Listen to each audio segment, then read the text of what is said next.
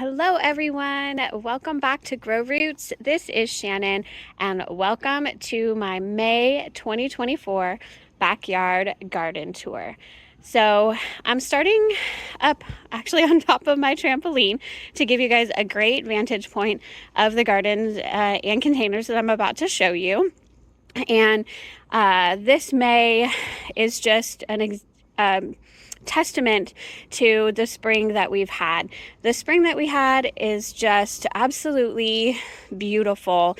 We have been highs in the high 70s to all the way up to 93 yesterday, but we've been mostly in the 70s and 80s this spring, but we have had a lot of rain, a lot of moisture. And so the roly-polies who love the moisture, like they are going to town. There's going to be plants that you're going to see that are eaten. And I also have some baby grasshoppers.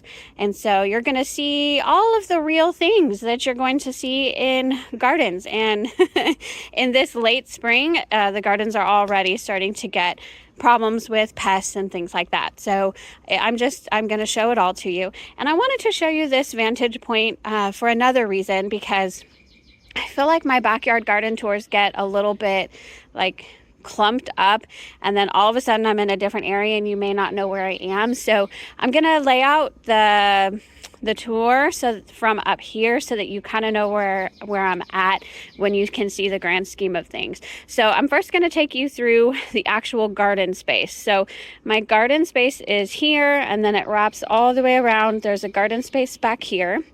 There's there's a whole trellis back there, and then I have containers all through here and a hanging basket there, and then I have containers back here. I have hanging baskets over here and some containers that are over here, and way back there, when we get back there, I'm going to go to that side of my house because that side garden is almost a brand new garden bed. It's a part shade / full shade garden bed. And so I'm going to take you back there as well. And then coming up right here to the side of my house here, this is right outside my bedroom door. And this is my little hosta container garden. These hostas I picked up on clearance. So I just kind of wanted to show you everything in advance. This is what we're going to look at. This is what I'm going to talk about in detail. And so here we go. Okay, so starting at this corner of the garden, I'm just going to start with the plant that maybe draws the most attention right now, and this is my Mr. Goodbud Sedum. It will have these amazing pink flowers in the fall, but this plant is unbelievable, but you can see it's getting eaten, and I think it's the baby grasshoppers that are really getting, so I've seen quite a few baby grasshoppers on this plant. I can't catch them. Every time I try to grab one to kill it, I've even gone around with a bowl of soapy water, which is what they say to do. I can't even catch the darn things to put them in the soapy water. So insecticidal soap is the only thing the only alternative that I know of. So if you guys know of anything for those baby grasshoppers or grasshoppers, please let me know. Oh yes. Okay. So here's Chloe. Hi, Chloe. She's our backyard garden cat. She joins me on every single garden tour, and she does not like that I am filming and not petting her. So you're going to see her throughout the tour. She's just adorable. When I point to the plants, she's going to put her head underneath there because she wants it to be scratched. Right here, I have Sweet William. And it is coming out of bloom, but on my last month's garden tour, it was the star of the show. And there's still some new blooms that are popping up, kind of smaller. I'll bet if I deadheaded these that maybe those new blooms would be bigger and better. But I let it go to seed because I've really never grown this plant before. I don't know if it's going to completely die anyway or if it will reflush with new blooms. Look at her. But look, you see those little black centers, that each one of these little cups is filled with seeds. And so I'm going to be collecting tons and tons of seeds. So I have lots of Sweet William for years to come, as well as sharing it with friends and things, because I just think this is the most underrated, like unknown about plant to me. It's just so beautiful. I don't understand why every single garden does not have this plant. So yeah, there's the Sweet William. Coming up over here, I have a little row of Ruellia, or dwarf Mexican petunia. This is the pink variety. This is not the season that they are blooming, but they are definitely coming back and doing well. This y'all have not seen yet. It is a wild morning glory that decided to make its presence into my garden, and I decided to allow it. And let me show you. It is starting. She's not gonna let me even like reach my hand out. Look at these blooms. Isn't that pretty? That is so pretty. So I really kind of enjoy it. Oh, look, wait. Oh, I don't know if that's a good beetle or a bad beetle. I thought it was a ladybug, but it's a beetle of some kind. But I decided to allow this morning glory, and I gave it this little trellis, which it quickly overcame. So now I'm giving it a shepherd's hook to climb up, and I decided to put a hanging basket on the shepherd's hook. And these are proven winners, Supertunias. This is Supertunia fuchsia, and this is Supertunia silverberry. I just recently picked these up, and they are pretty leggy because they weren't like pruned. And so I'm gonna go and cut these guys back pretty hard, because petunias actually really enjoy that, especially in this type of weather. But I wanted to leave the blooms on for my garden tour so that you guys could see just how beautiful they are. So silverberry and fuchsia Supertunias there. Ooh, Chloe sees something back there. What do you see, Chloe? Okay. Here is candy corn spirea. It is now out of bloom. I wasn't sure how long it was going to bloom for me. It was a fairly short-lived bloom season, but here's one spent bloom that's still left. I deadheaded all the rest. Oh, actually, I just saw there's a new bloom coming. Let me show you. It's a little tiny bloom, but the blooms are pink and they're beautiful, and I just really love this plant, and it's doing really well in this location. Right here, I have an Echinacea purpurea that is getting ready to bloom. It's doing awesome. Let's see, which way am I gonna go? I'm gonna go left for now. Over here, I have vines galore. So this year, I decided I wanted this fence to be filled with vines. And so I planted blue pickety morning glory, I planted purple hyacinth bean vine, and I planted black-eyed Susan vine all over. I already have Confederate star jasmine, and that is going. And then another plant that you see in there right there, that's Carolina snail seed, that is growing wild, and I'm kind of allowing it, because if I want this fence to be covered with vines, let's just let it be covered with all of the vines. It's the year of the vine, right? Carolina snail seed has these beautiful red berries in the fall. I happen to like it as a vine. I think it might become invasive. I don't know, but I guess we'll find out this year. But yeah, so this one is a morning glory. There's some black-eyed Susan seedlings coming up. There's some black-eyed Susan seedlings there. That's a big black-eyed Susan seedling that's taking off. There's a purple hyacinth bean back there. So yeah, we're gonna have lots of vines and hopefully beautiful flowers as well. I'm coming up over here to my little lime hydrangea. What was just on there? I think I saw a grasshopper. Oh, there's another one. Do you see it? Those are the bane of my existence right now. Stop eating my plants, dude. Okay, but one thing I noticed on my little lime today is one of these. Oh, did you see it? Let's see, which one was it? Was it this one? One of these is getting ready to bloom. Oh, it's this one. Here you go. You see that? That is the beginning of a bloom. Yes, I know there are holes in it. I really truly believe it's those little grasshopper things. So yeah, I know that something's eating it. It's most likely those little grasshoppers. my garden is part of the ecosystem. What can I say? I'm not super upset about that. I just don't want my plants to die. So right here, this little showstopper right there, that is my coreopsis. It was not blooming in last month's garden tour, and now it is in full bloom. It's mixing in with the limelight hydrangea, which I think will be super fun when the limelight starts blooming.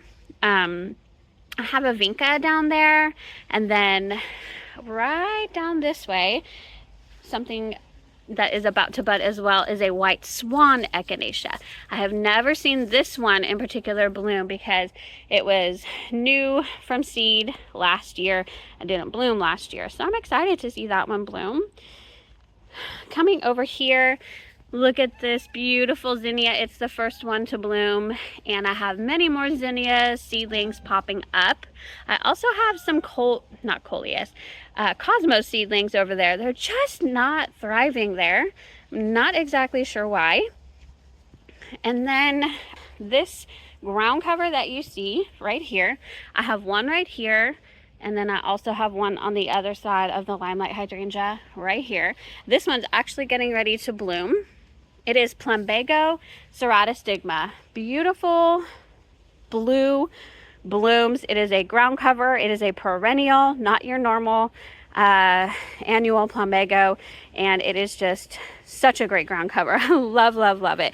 It tolerated the worst of the heat last summer and kept on blooming its head off for me. So I'm just super thrilled with that ground cover. Over here, I have a peony. I have some vinca seedlings coming, and morning glory and black-eyed Susan vine going over there. And then I have this huge echinacea purpurea that again is full of blooms. They just haven't quite hit yet. So I may have to call this garden tour short and do this potentially tomorrow. I thought I was going to be able to beat a storm, but this storm is rolling in. I'm getting text messages from my son at school. He's wanting me to check him out because there is a severe thunderstorm warning. So I love y'all, but I'm not gonna be filming out here in the midst of a storm. And it is really, we can always tell that it's coming pretty quickly when the wind starts doing this. So I love y'all. It will probably be a different day, but I will be continuing this tour at a different time. Okay, here I am. It is a couple hours later. The storm actually just missed us, and we may be getting another one somewhat soon. So I'm going to try to get this out before dinner because I have a meeting after dinner, and then it's just going to be too dark after that. So anyway, here we go. From where we left off, down here, I have this little tiny area that is somewhat hard to grow because it's shade down there and then full sun up here. But I did pick up some pink Chablis lamium that you see right here. And I'm trying to get that little pink bloom right there. It is doing really well. It didn't take the transplant all that well. I have another pink Chablis lamium over there, but now that they're kind of settled in, they're doing really, really good. I do have clematis that I was growing from bare root right here and also right there, but to be quite honest, they're not doing the best. They're getting eaten, and then they're just not doing well. So it is what it is over there. I have a purple hyacinth bean vine there. I actually have this little guy over here. It is a volunteer milkweed, and yeah, it's getting ready to bloom down there, so that's fun. I planted milkweed in 2020, and every year I get a few of them that pop up. So that's, and there are some more blooms on that pink Chablis lamium. I have a zinnia there, a zinnia seedling. Right here, I have my Texas sage. I'm getting ready to prune this. I've never pruned it, to be honest, but I'm gonna go ahead and try it and see if I can spur some more like interior growth inside of it. It is blooming, just one bloom, telling us that it's gonna rain today probably. They are known to predict the weather in the sense that they bloom right before it rains. So here on this side of the garden is my sunshine ligustrum, and it is getting so tall. It's probably getting close to 6 feet tall now, and I tree formed it last year, and I am so happy I did. It handles it like a champ, and it looks beautiful that way. So I really love this plant, sunshine ligustrum. Always a pop of color in the garden, even in the winter time. Down here, I have a Sweet William, and this is a part sun location. So this Sweet William is much smaller than my other Sweet William that are in the full sun, but still spectacular. I mean, look at that hot pink. Wow, so beautiful. I have a Mystic Spires Blue Salvia here, and it looks much different than the Mystic Spires Blue Salvia that I have in 2 containers, my curbside containers that are planted in the front. The reason it looks so different is because this one was purchased as a clearance plant last fall, and it came back for me. So it died to the ground, perennial, coming back straight from the ground and in the elements. So it has not even begun to start blooming yet, but it is growing pretty well. The ones in the front I just purchased at the beginning of spring at Green Acres, and they had been grown in a greenhouse, and so they were already starting to bloom when I picked them up, and they are just spectacular right now. I can't wait until this one is spectacular in the way that they were, because it's just really great. Really great plant, and it is perennial here for us. We are in North Texas, zone 8A, 8B, kind of on the border there. I have a purple hyacinth bean. That is a black-eyed Susan, I think, over there. And Confederate Star Jasmine. There's some more snail seed. So I like that vine, but I hope it doesn't get too invasive. Underneath the sunshine ligustrum, there's a view of how it is tree formed. I have Burgundy Glow Ajuga dotted all around. I want to get some more because I do want this area to fill in rather quickly under here with Burgundy Glow Ajuga. I love that ground cover. I have another Sweet William. This one is spent, and I need to cut that bloom head off and start and harvest those seeds for sure, because that was another hot pink one. It's really pretty. I have another Texas sage here. And then coming into this part of the garden, woo! Okay, so here is swamp milkweed, and it is blooming. It's doing really well. This plant typically dies off pretty quickly in the season because it gets consumed by aphids. Not monarch caterpillars like I would hope, but aphids typically take it before monarchs even find this plant. So I haven't found any caterpillars on it yet, which is unfortunate. I would love to see monarch caterpillars, but I still, it's been here since 2020. I haven't seen one yet on this plant, but there's still hope, right? Yeah. And then let's see, I have a limelight hydrangea right here. This is from a cutting from my limelight hydrangea that died last year. I'm so glad that I was able to get cuttings and that they rooted and were successful, and I was able to transplant them here in this part of the garden, which is a part shade environment. Super glad, because now I still have a limelight, and I think it's in a better location here.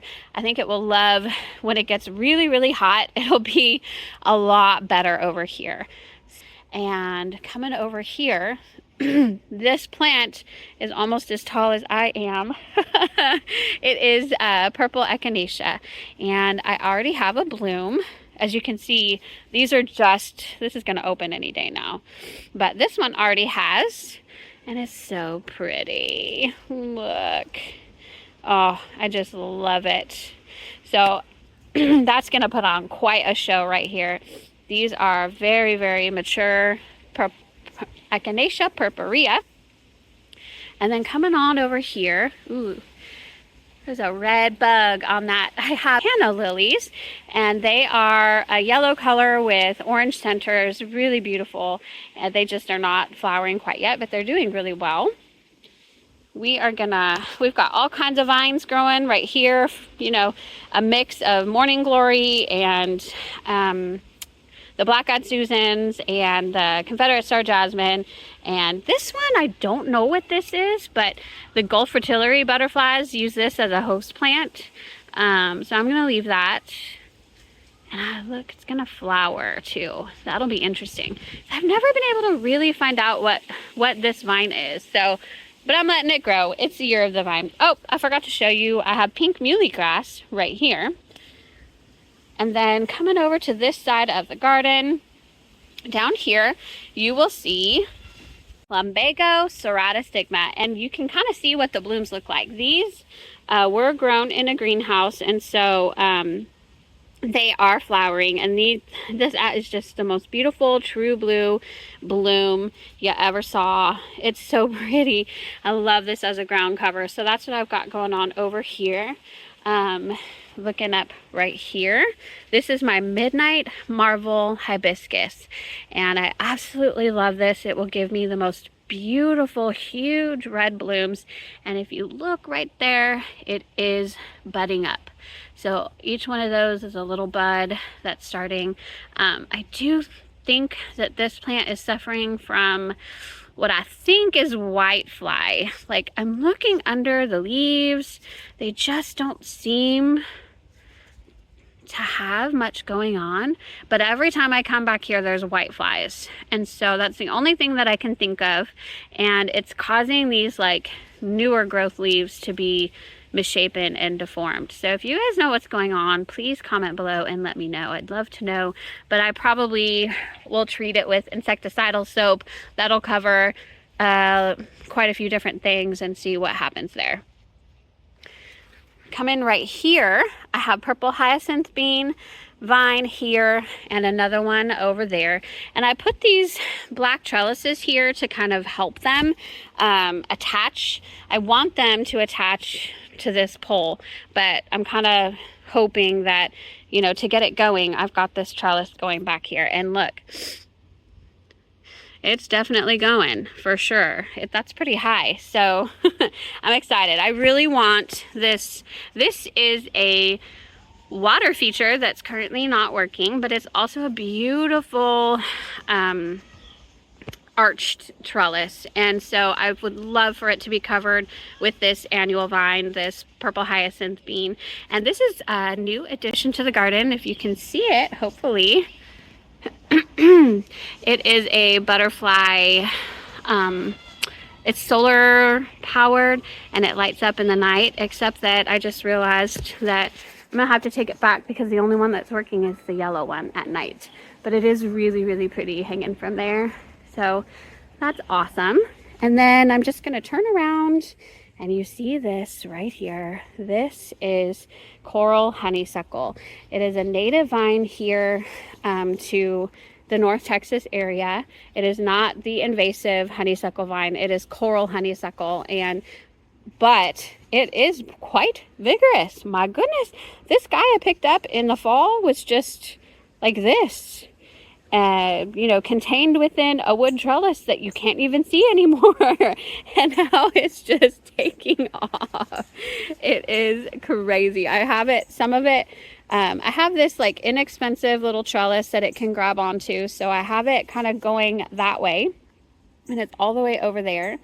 And then I have that same inexpensive little fabric trellis over there so that it can grab on and cover this white wall as well, and it's definitely doing just that. So the only thing I worry about is that overtaking the Midnight Marvel hibiscus, so I'm gonna have to, so far it's really not that bad, it's just trying to cling to the wall. It was blooming in my last garden tour last month. It's out of bloom right now, but it's getting ready to put on a new set of blooms. So there's one set starting there, there's another set starting here, and there's quite a few like down here. So we're getting ready to see some more blooms pretty soon, but right now it's focusing on growth for sure. Look at this. Oh my goodness, it's just awesome. Okay, so I'm going to take you back up onto the patio and show you my containers. I am going to start my container garden tour with my hosta container garden over here. This is a full shade location here, and this is why, like, you see the grass, it just does not grow over there no matter what we do. And so I decided to try to put a hosta garden here because I absolutely love hostas, and see how they do in containers first before I prepare a garden bed and actually put them in the garden. And they're doing amazing so far. I picked these up on clearance for $1 last August, I believe, from Callaway's. But this is Proven Winners Shadowland Diamond Lake, and it has these purple blooms right here. It's hard to see true color because it's kind of cloudy and overcast, but there you go. And then this one is Proven Winners Shadowland Woo La La, and it's doing fantastic. Yes, you're gonna see some holes. There were some snails that were in here for sure. I just put some Sluggo down, so that should take care of that. Hopefully we won't have too much more. And then here is by Blue Label. This is an Elabroic hosta. And then over here is Elegans Blue hosta, and it just got done flowering. I did take pictures of the blooms, and I'll try to put those on the screen for you so you can see there were these beautiful white blooms. But now what I'm getting are these lovely seed pots. These are going to be hosta seeds in there, so I may get to harvest some Elegans Blue hosta seeds, so that'll be fun. So coming back onto my patio, let me go ahead and show you the containers that I've got going on my patio here. So I have two of these blue containers, and I'm actually going to show you this one first because this one is a little bit further along in its bloom stage and has more blooms. So of course I'm going to show you that one. Okay, so what I've got going on here is I've got some vinca. I've got some pink lantana, very similar to the pink bandana lantana that I had last year. This one's not really named, but it's a very similar bloom color. So I picked that up. And then I have some pink verbena, very pretty. And I've got more pink verbena over here. So that's what's in the blue containers. And then I'm gonna come back over here so that I can start on this side and go further along. So this is my herb garden, and I absolutely love it. It's a strawberry planter turned into an herb garden, and I've got some strawberries up here. This is their first year, and they're not doing all that well, to be honest, but that's okay. This is apple mint. Really, really nice in iced tea for sure. Us Texans, we like our iced tea. And then here is oregano. I have tricolor sage down here. I have fennel and dill, but they are not doing all that well. I have peppermint, and then some more fennel or dill, and then I have a variegated lemon thyme, and this is the oregano. Yeah, so I think that is that. But I have been picking the mint for the iced tea. I've been picking the oregano and the sage and the thyme for chicken and for spaghetti sauces. It's just absolutely wonderful. I love it. Coming over here is my desert rose, and it is blooming. Oh my goodness, isn't that lovely? I just love desert rose. It is an amazing plant. You do need to overwinter it in your home if you are in North Texas, because it will not survive our winters, which I do, and I gladly do it because look at all of these blooms. In a couple months, this thing is going to be covered in blooms. And then I absolutely love the root system of the desert rose is called a Cottage, and they get big and bulbous, and they're just absolutely beautiful. Really, really awesome plant. Coming over here, oh my goodness. So a lot of you have told me to not give up hope. This is my summer carnival hibiscus, and this was actually planted over there right over there. And it was the last plant in my garden to come up for sure. And it came up like 4 weeks after my other hardy hibiscus. I really thought it was dead, and thank you to the couple of you that said, believe me, the summer carnival hibiscus is like the last plant to come up. And I knew that hardy hibiscus were late, but since my hardy hibiscus had already come up and had been up for 4 weeks, I really thought this plant was dead. I pulled it out, but I put it in a pot just in case, and I also put in zinnia seedlings, which are getting eaten. Oh my word. This has been just a heck of a season for snails and roly-polies and grasshoppers already. Look at this, my poor zinnias, but they're coming. And then I have Sweet William that are seedlings for next year as well, because I want these beautiful Sweet William blooms. So I put those down in there just in case this was dead, but it turns out it is alive, and it has this beautiful variegated foliage. But again, it's just I don't know if it's just being wonky coming up, or if something is eating it, or what. But it is absolutely beautiful. So I'm gonna have to take the Sweet William out and the zinnias out. They probably won't appreciate the transplant very well, but this whole thing is not going to work. So I will be probably transplanting these somewhere else in the garden probably, and then these Sweet William, yeah, probably in the garden as well, although I'll have to think about it. But that's what's going on there. Here is my strawberry planter. 4 different types of strawberries in there, and it's All-Star, Eversweet, Seascape, and Quinault. So those are doing really, really well. I have a blue agave right there. I have a rosemary plant there. I have some zinnias and some vinca that are coming up in this pot from seed. And then I have a baby crepe myrtle. So this was so fun. This just came up in my garden that had blown over from somewhere else. So I transplanted it, and I was able to keep it alive, and now it's back and it's doing well. So that's really fun. And then of course, you know that planter because I just explained that one. So I do want to show you this table. This table is like, I think it's going to be my plant rehab table.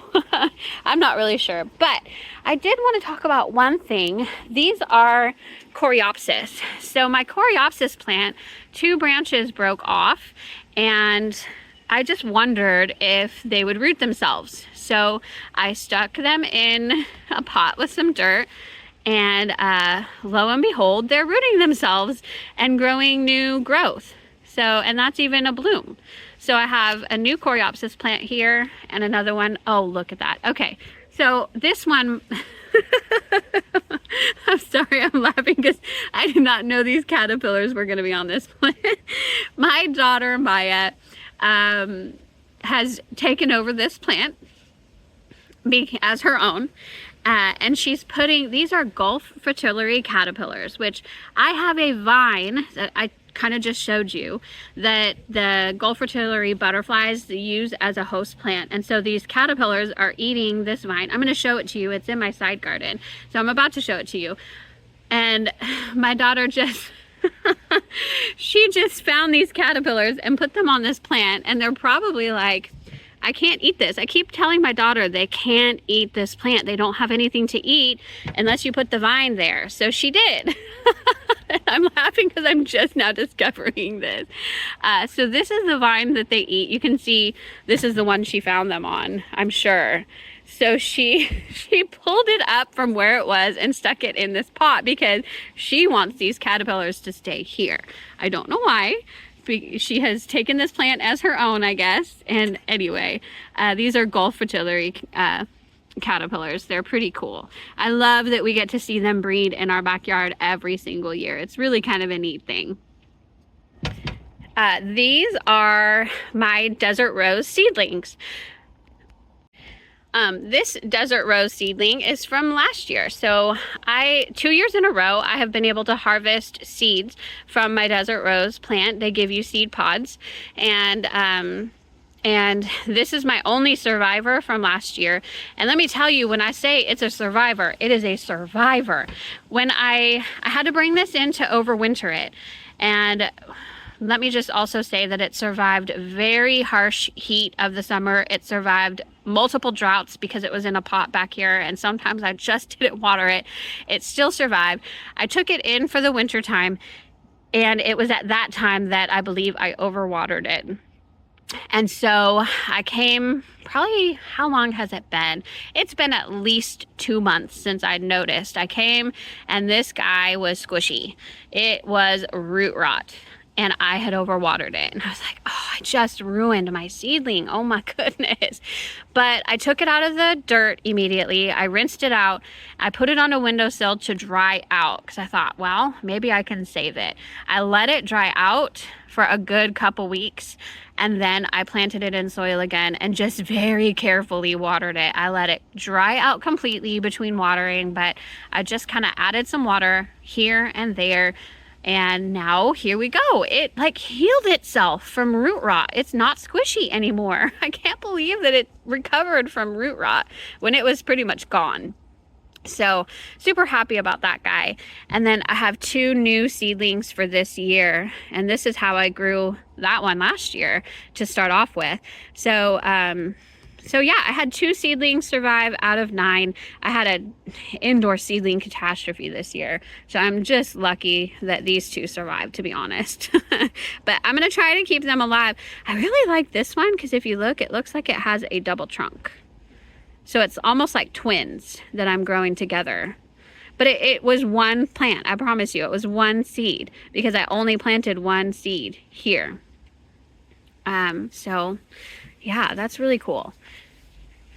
So coming up to my other containers, here is one of my other limelight hydrangeas that I grew from a cutting last year, and it's doing fabulous. Let me see if it is not forming any blooms quite yet, but it will pretty soon. And this is the container that I grew the cuttings in last year. But this year, the cuttings that are in here are from my little lime plant. Since my limelight hydrangea, the big one, died, I put a little lime in its place, and these are the cuttings from the pruning, the late winter pruning, and I stuck 8 of them in the soil here, and 2 of them have new growth. So it doesn't mean it's a successful, new plant quite yet. I really have to be careful and let these guys develop root systems because they probably don't have a root system right now. But if I let them be and let them grow and keep this guy, somewhat moist all season long and keep it alive, then I will have brand new little lime hydrangeas, 2 of them that have taken. And who knows, maybe the other ones, this one's pretty much dead, I can tell. But some of the other ones might take eventually too. I really feel like this one's gonna take. It just hasn't yet. These guys are zinnia seedlings, and then I can't remember what seeds I put in here. These guys, they're not zinnias. It could be bachelor buttons, it could be forget-me-nots. I really don't know. Let's wait and see. That's super fun. I have some Pinto Mix Coleus volunteers that volunteered in that pot that I did not plant those. That's kind of neat. And over here in this container, I have foxtail fern, which I overwintered in my home because they don't really survive our winters in North Texas. So I overwintered them, and there's 3 plants there that I planted in there. They're doing really good in this location. And also a Confederate star jasmine is here, and it is blooming. This is the only one. This is the only one that a portion of the vine stayed alive for the winter. So it's the only one that is blooming, but it's just a little bit, but it's okay. That's really neat. And it's kind of wrapping up itself up that pole.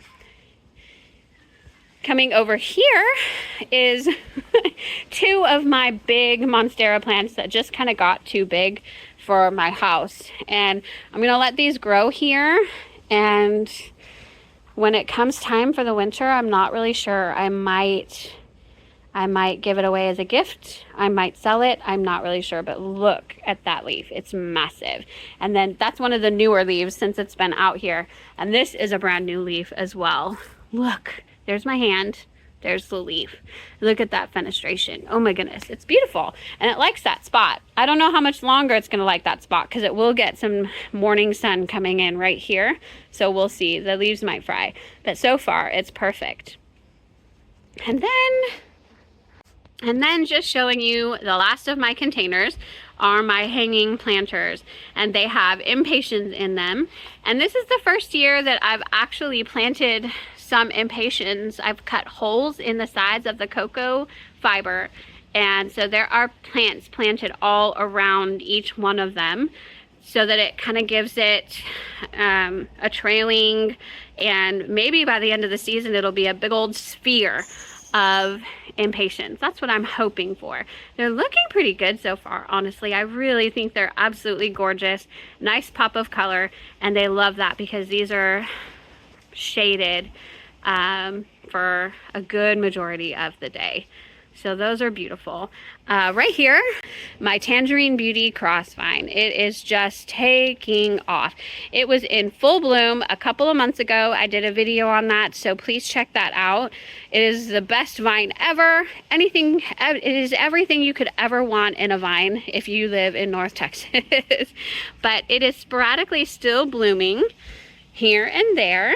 These beautiful coral blooms with yellow centers, and I just absolutely love it. It's the most beautiful vine ever. I have 4 of them.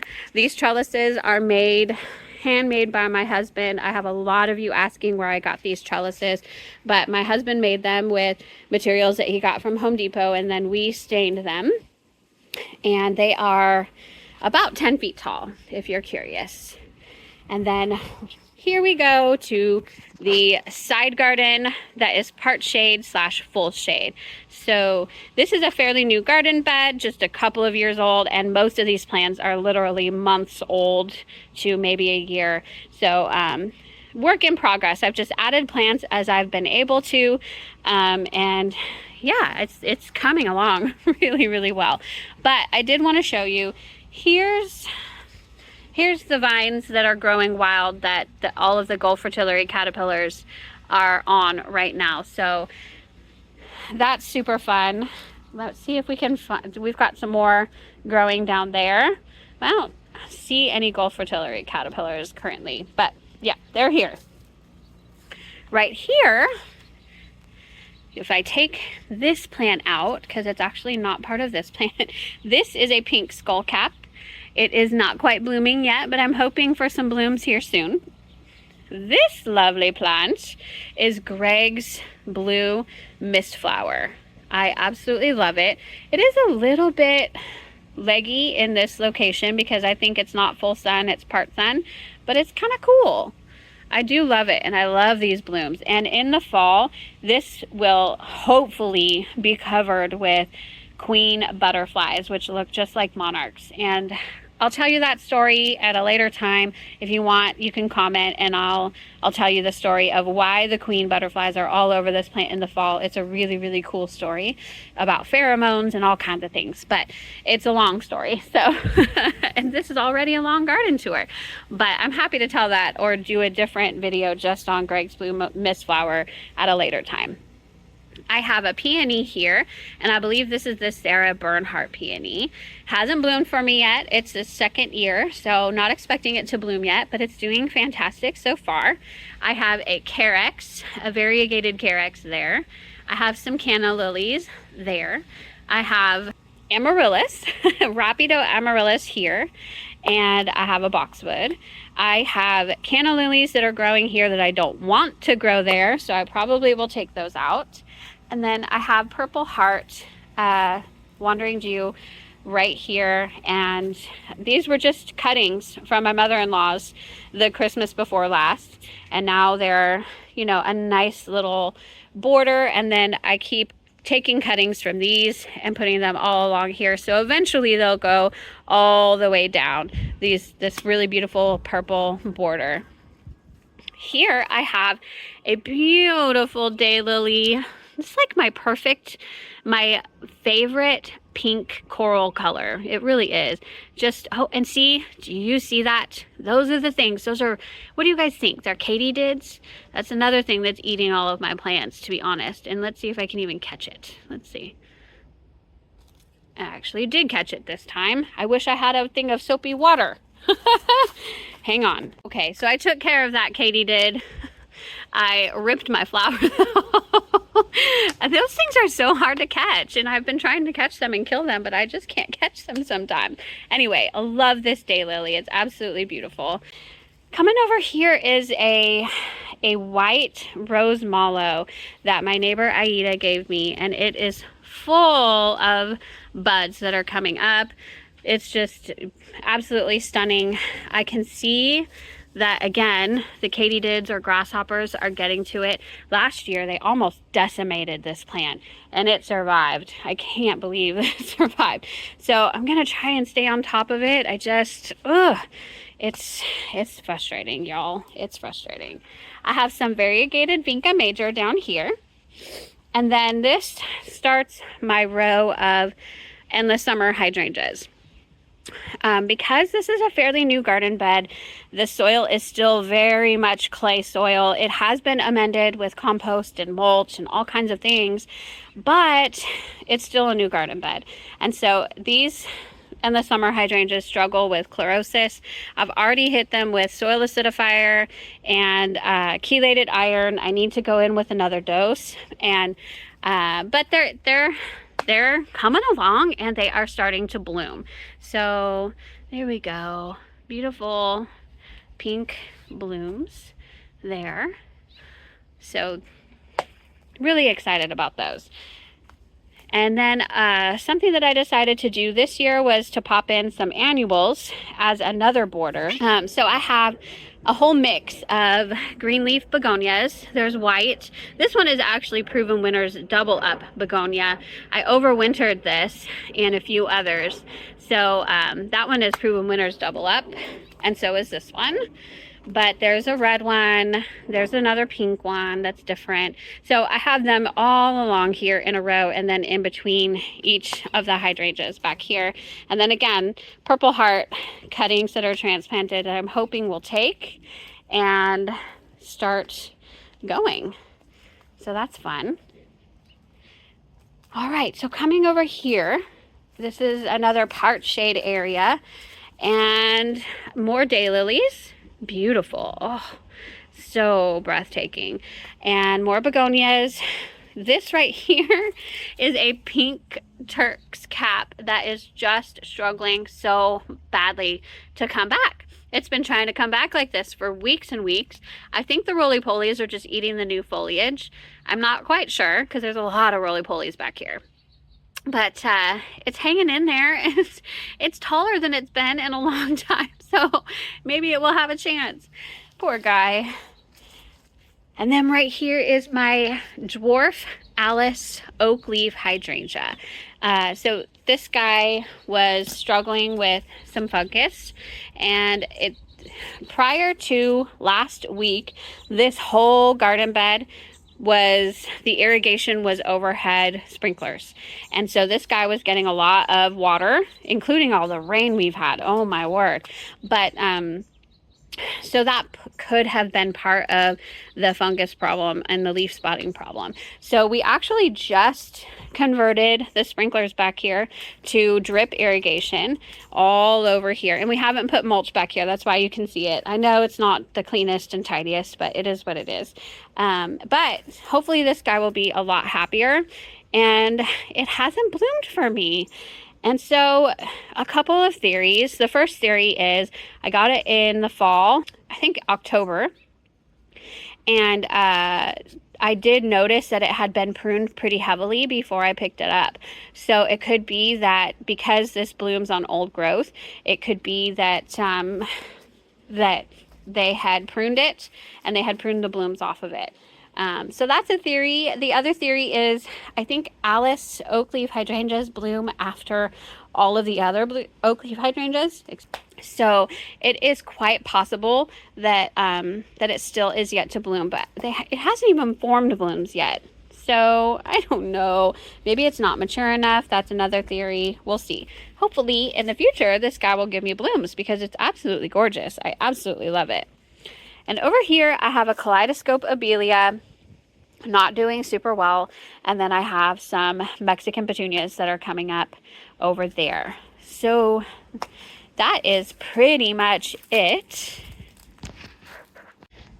Oh, one last thing that I forgot to talk about in my container garden tour. So I have this beautiful Ferris wheel that has these lovely containers in it, but I have to be careful about what I plant in those because they're so small. They dry out very, very, very quickly. So last year I had the idea to put succulents here, and it worked, and most of them stayed alive for pretty much the whole season, but they were succulents that don't survive the winters in our area, so they died during the winter time. So this year I decided to do hens and chicks. This particular variety is Ruby Hearts Hens and Chicks, and these survived down to, I think it was a zone 3. They survived down to, I think it said -40 temperatures, which is crazy, but so it should survive. So I've got Ruby Hearts Hens and Chicks, and then I also have, what is that? Pacific Blue Ice Hens and Chicks. And those are super pretty too. So I really just bought 2 big containers, and they had, you know, the mother plant and then all of the baby plants. And so I just kind of separated them into 6 different containers, and we're gonna see how those go as well. I think that looks so cute, especially as they get bigger. I'm really happy about that. So yeah, that concludes the May 2024 backyard garden tour. I thank you so much for coming along with me, for looking at everything. I really do this to document it for myself, and I have used all of my previous tours as reference points for this year. It's been so helpful for me to look at last year's garden tours and see how I can improve for this year and what was going on in the garden and things. So it's just a total added bonus that you guys happen to like it as well, and I'm so thankful for you. I do wish, if you like it, please subscribe to my channel. I put monthly front and back garden tours on my channel, and then I also do different plant videos. Like I did a video all about Sweet William and how to grow it. I did a video about the candy corn spirea, about hydrangeas, things like that. So please go ahead and subscribe. I'm appreciative of every single one of you. Say hi to Bear. Hi, Bear. And I just hope that all of you have a fantastic day. Bye-bye, everybody.